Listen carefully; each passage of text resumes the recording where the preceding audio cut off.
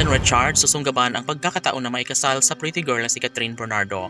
Mahirap man ang lahat ng hakbang na pinag-iisipan ni Alden para sa dalagang si Catherine Bernardo, ngunit ito lamang ang paraan upang sa ganoon ay mas magiging happy, mas magiging makatotohanan ang lahat sa kanilang pagmamahalan.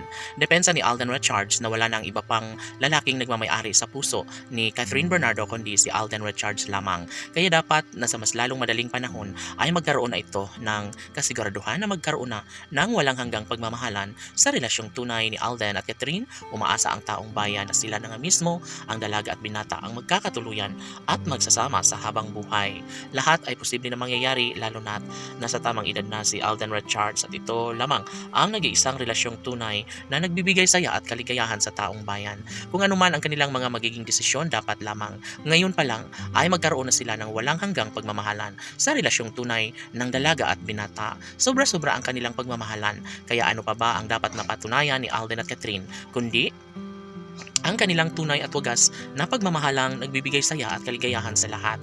Kung anuman ang mga magiging desisyon ng dalaga at binata, dapat napatunayan nila ito sa mas lalong madaling panahon dahil wala nang iba pang mas nababagay na makatuluyan ni Alden kundi si Catherine Bernardo lamang. Ano pa man ang kanilang magiging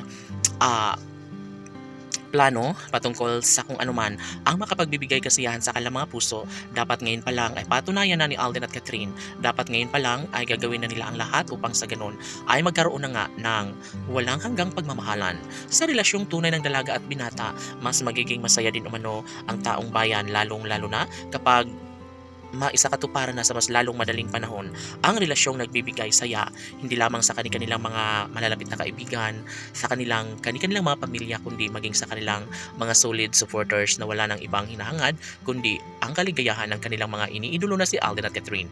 Nangako si Alden Richards na sisiguraduhin niya ang lahat dahil ito lamang ang isa sa matagal na niyang hinihiling. Dapat na sa mas lalong madaling panahon ay magkaroon na nga ng magandang kahihinatan ng lahat na magkaroon ng magandang pagbabago.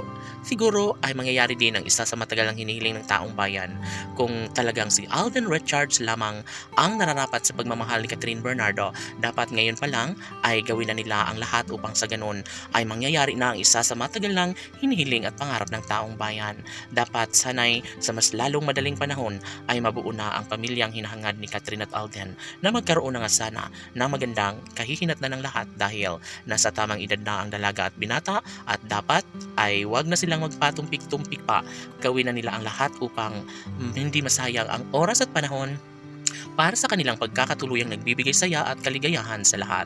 Laging pakatandaan na si Alden Richards ay sobrang love na love si Catherine Bernardo. Laban!